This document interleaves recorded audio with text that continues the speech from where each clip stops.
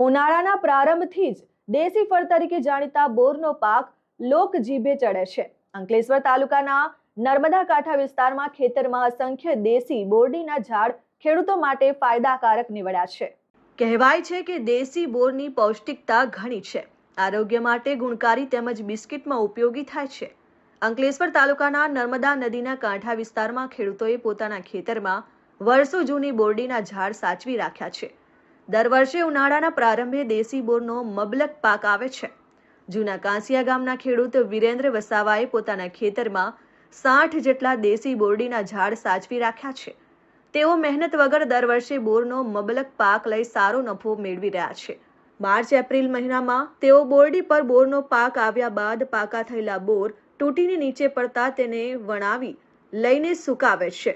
બોરને ખુલ્લી જગ્યામાં તડકામાં 2 થી 3 દિવસ સુકવવામાં આવે છે. સુકાયા બાદ બોરીમાં ભરી વેપારીઓને વેચવામાં આવે છે.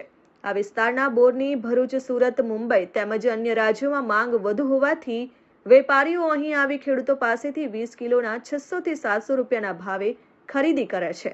કોઈ પણ પ્રકારના ખર્ચ અને મહેનત વગર સારો નફો મેળવી રહ્યા છે. ત્યારે દેશી બોરની પૌષ્ટિકતા ઘણી છે, આરોગ્ય માટે ગુણકારી તેમજ બિસ્કિટ સહિત મંદિરોમાં પ્રસાદમાં ઉપયોગી થાય છે. હાલમાં હાઇબ્રિડ સહિતના વિવિધ જાતિના બોરનું વાવેતર વધતા હવે દેશી બોર નજરઅંદાજ થઈ રહ્યા છે, પરંતુ દેશી બોરની પૌષ્ટિકતાને આ ખેડૂતોએ જાળવી રાખી છે.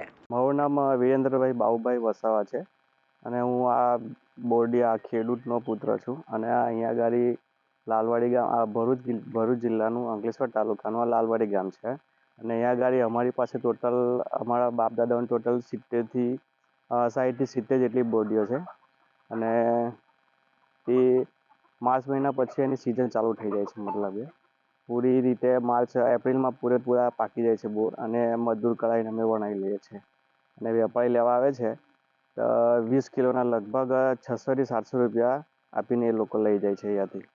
બોરની વિશેષતા તો એ જ છે કે અમુક વેપારીઓ અમુક જગ્યાએ મેળા ભરાય છે, કોઈ મંદિરોમાં પણ વપરાય છે, કોઈની બાધાઓ કે માનતાઓ પૂરી કરવા માટે લઈ જાય છે.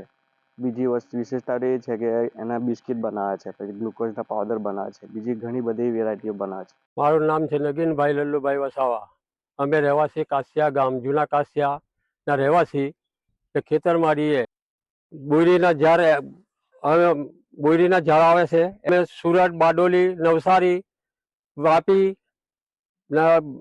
બોમ્બે લગીના અમારા બોર જાય છે. મારું નામ વિજયકુમાર અંબાલાલ પટેલ છે. હું નવા ટાવડાથી અહીંયા દર વર્ષે બોર લેવા માટે આવું છું. આ જૂના કાછિયા ગામમાં બોર માર્ચથી એપ્રિલ મહિનામાં ચાલુ થાય છે. ત્યાં સૂકવે છે ખેડૂત લોકો ને હું અહીંયાથી લઈ ને ત્યાં મતલબ કે આપવા જામ છે. આ બોર ત્યાં અમુક મંદિરોમાં પ્રસાદમાં જાય છે, પછી બિસ્કિટ બનાવાય છે, એનો પાવડર બનાવે છે. આ બોર લગભગ અહીંયાથી હું 20 કિલોના 700 થી 800 રૂપિયા આપીને લઈ જાઉં છું. ત્યાં મને 100-200 રૂપિયા મળે છે, એ પ્રમાણે હું ત્યાં વેચું છું. Dharmesh Patel, RN news, Ankleshwar.